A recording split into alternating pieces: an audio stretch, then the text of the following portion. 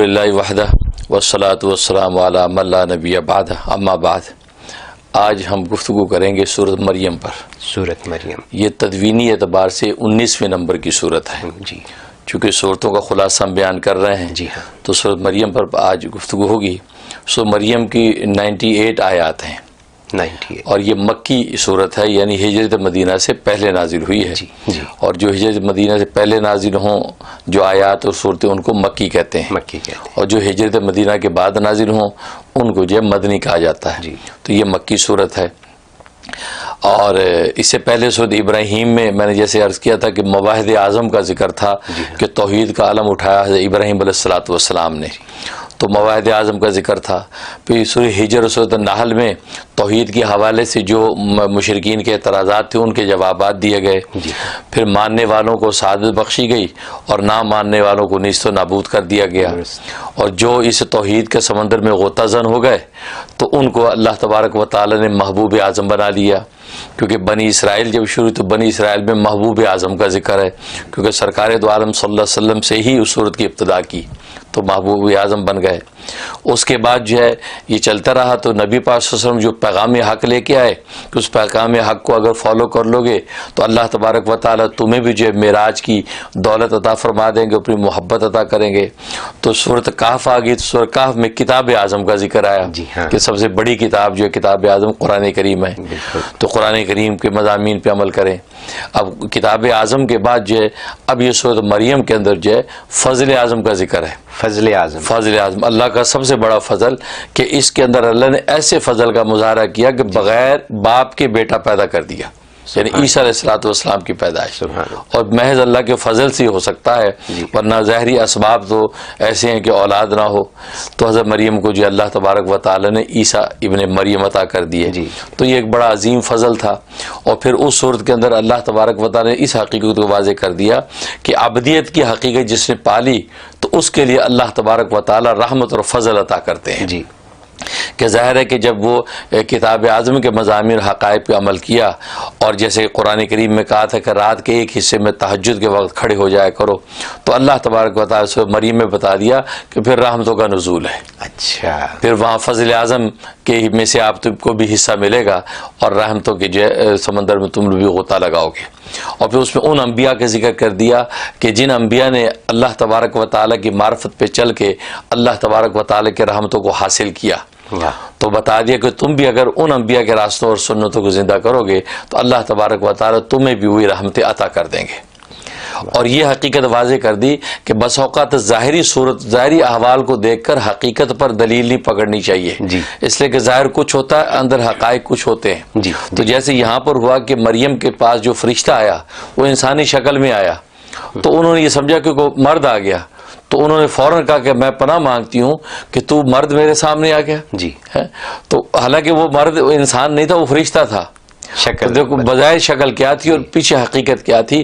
بالکل اسی طریقے سے عیسیٰ علیہ الصلوۃ والسلام جو بغیر باپ کے پیدا ہوئے تو ظاہر شکل کیا ہے بن رہی ہے، لیکن حقیقت یہ ہے کہ یہ بھی جو اللہ کا بندہ اور اللہ کا رسول ہے، اللہ کا بیٹا نہیں ہے کہ ظاہری شکل میں تم نے دیکھا کہ اس کا کوئی باپ نہیں ہے لہٰذا اس کا باپ خدا ہے، تو اس کی نفی کر دی کہ بس اوقات ظاہر پر تم جو کے ذریعے باطن پر دلیل نہ پکڑو۔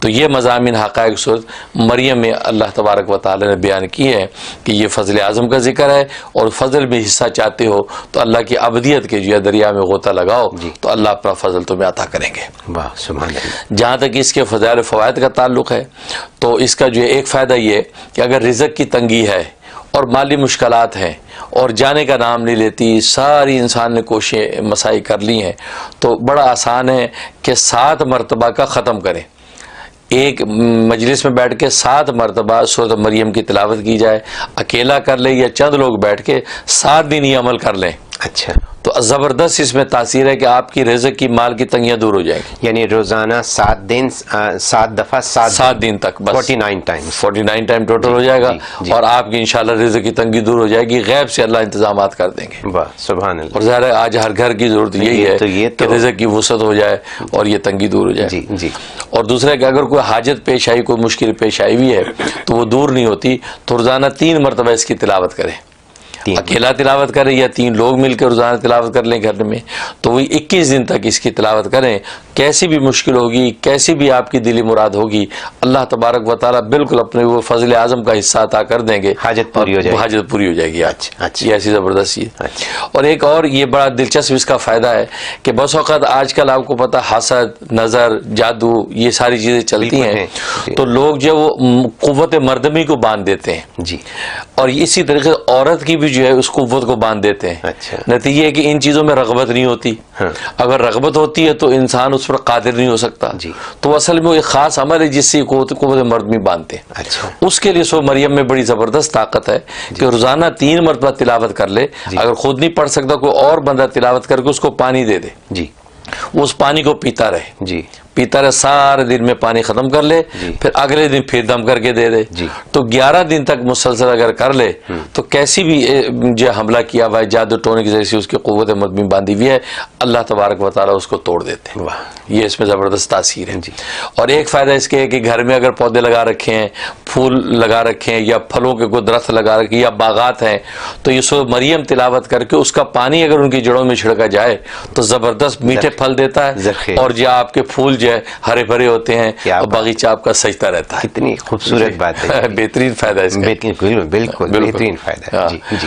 اور جہاں تک اس کا خواب کا تعلق ہے تو خواب میں اگر اس کو دیکھ لیں تو حضرت عائشہ صدیقہ رضی اللہ تعالیٰ فرماتی ہیں اور امام جعفر صادق رحمۃ اللہ علیہ کا بھی یہ قول ہے کہ اللہ اس کو ہر چیز کی وسعت اور کشادگی عطا فرمائیں گے. جی. اس کی عزت کی، مال کی، جان کی اور اس کی جو ہر طرح کی کشادگی اس کو عطا کی جائے گی. یہ گویا کہ اس کو بشارت ہوتی ہے. اچھا. اگر اس کو خواب میں پڑھے یا سنے. جی. جی. اور دوسرا اس کا فائدہ یہ ہے کہ اس کا مطلب یہ ہے کہ یہ انبیاء کی سنتوں پر عمل کرے گا. اچھا. انبیاء کے راستے پر چلے گا لیکن اس کو جھٹلایا جائے گا. اچھا. اس کے خلاف لوگ کھڑے ہوں گے، اس کو جھٹلایا جائے گا، لیکن ایونچولی اللہ تبارک و تعالی اس کو فتح دے دیں گے اور ان تہمتوں سے اس کو بری کر دیں گے. جی. جی. یہ اس کا ایک اشارہ ہے. سبحان اللہ. اور تیسرا یہ کہ جو اس مریم کو تلاوت کرتے دیکھے، اس کا مطلب ہے کہ اللہ تبارک و تعالی اس کو خاص اپنا فضل عطا فرمائیں گے اور اپنی جو خاص رحمت میں سے حصہ اس کو عطا کریں گے کہ جس کو یہ دنیا میں بھی قلبی سکون کی شکل میں محسوس کرے گا اور آخرت میں بھی اللہ تبارک و تعالی اس کو وہ اطمینان کی دولت نصیب ہوگی.